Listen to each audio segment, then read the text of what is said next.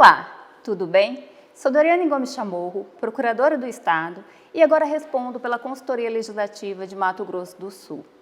No nosso programa Caminho Legal de hoje, vamos tratar de um tema relevante, em especial em ano eleitoral, a Lei de Responsabilidade Fiscal. Os gestores estão em último ano de mandato, pois em outubro os brasileiros vão às urnas eleger o presidente da República, governadores, senadores, deputados federais e deputados estaduais.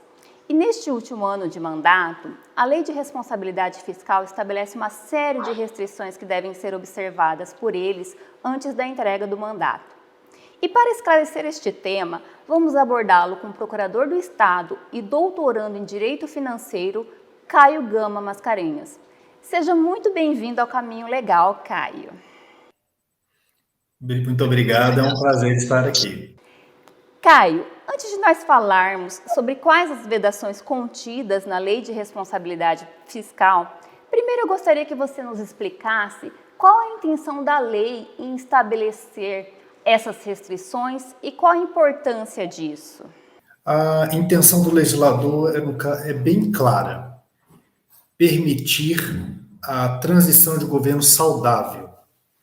Porque o que acontece? Em ano eleitoral, o governante se sente pressionado a oferecer mais serviços e bens ao seu eleitorado, à população, em razão dessas pressões ocorridas no ano eleitoral.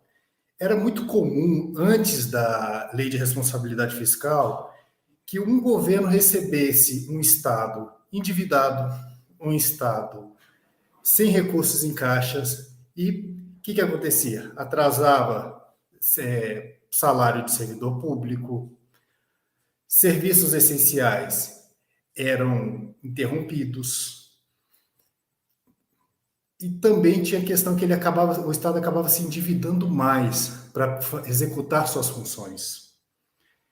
E justamente a Lei de Responsabilidade Fiscal veio para evitar esses gastos excessivos em ano eleitoral, esses gastos perigosos, no caso de dar uma cultura de administração pública fiscalmente responsável. Caio, a Lei Complementar 173 de 2020, ela estabeleceu um programa federativo de combate ao enfrentamento à Covid-19 e promoveu uma série de alterações na Lei de Responsabilidade Fiscal. Quais são as restrições existentes na lei atualmente? Então, Doriane, a Lei Complementar 173 disciplinou gastos com pessoal nesses últimos 180 dias do mandato. Mas as restrições já existiam, só que o que fez foram especificar mais quais tipos de restrições seriam nesses 180 dias. As sérias limitações, restrições de gastos com pessoal, seja na área de reestruturação de carreira, aumento de salário, nomeação de aprovados em concurso público, isso independentemente de qual poder.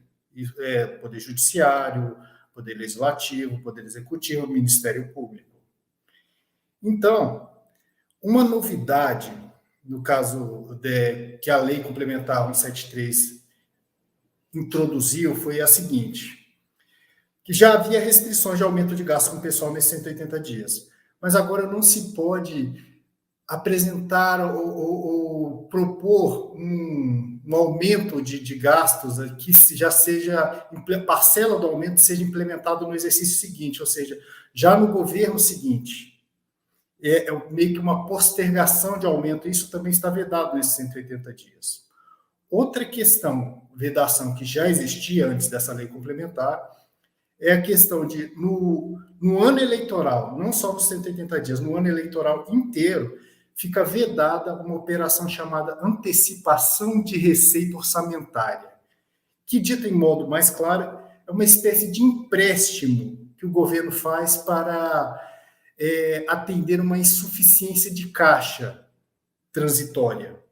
E também, no caso, temos uma outra restrição nos últimos 2 quadrimestres, ou seja, nos últimos 8 meses do mandato, que o governante não pode assumir despesas que não possam ser cumpridas inteiramente dentro desse período.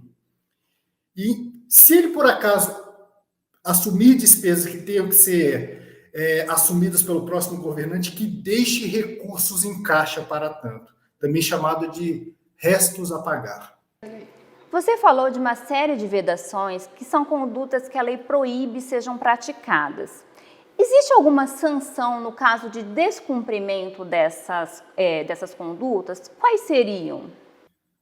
Olha, Doriane, há uma multiplicidade de consequências e punições.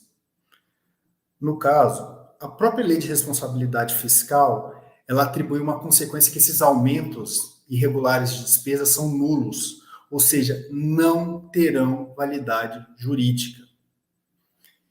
E ainda, o ente em que essa despesa irregular ocorreu fica impedido de receber transferências voluntárias, fica impedido de contrair novos empréstimos, fica impedido de obter garantias. E essas são as chamadas sanções institucionais, sanções para o poder público. No âmbito da responsabilização do agente público, as sanções são ainda mais graves. Por quê? Há repercussões no âmbito civil, no âmbito eleitoral e no âmbito criminal. No âmbito eleitoral, para você ter uma ideia, o agente público fica sujeito à cassação do registro de diploma e podendo se tornar, inclusive, inelegível. No âmbito criminal, esse agente responde pelos chamados crimes contra finanças públicas, previstos na Lei 10.028 de 2000. Crimes estes em que há a previsão de pena de reclusão de 1 a 4 anos. Já no aspecto civil, há a possibilidade de restrições de direitos políticos e restrições de direitos civis, ante o possível enquadramento na lei de improbidade administrativa. Na prática, Caio, como a lei de responsabilidade fiscal contribui no dia a dia da sociedade? Doriane, a lei de responsabilidade fiscal, ela traz incontáveis benefícios para a sociedade. Por quê? Porque a má gestão fiscal, a má gestão financeira, traz um desequilíbrio fiscal, um desequilíbrio orçamentário.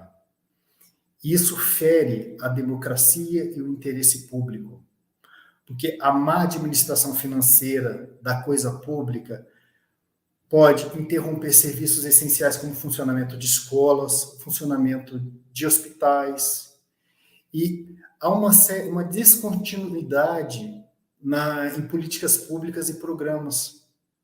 Então, o que a lei de responsabilidade fiscal tenta fazer é fortalecer a democracia, fortalecer a busca pelo interesse público, fortalecer a transparência e fortalecer, no caso, a impessoalidade, porque é uma política de Estado, ela é contínua, independentemente do governante. Muito obrigada pela sua participação no nosso programa, Caio. Eu que agradeço pelo convite, doutora Doriane. E esse foi o Caminho Legal. Para assistir este e outros programas, aponte a câmera do celular para o QR Code na tela. Até a próxima!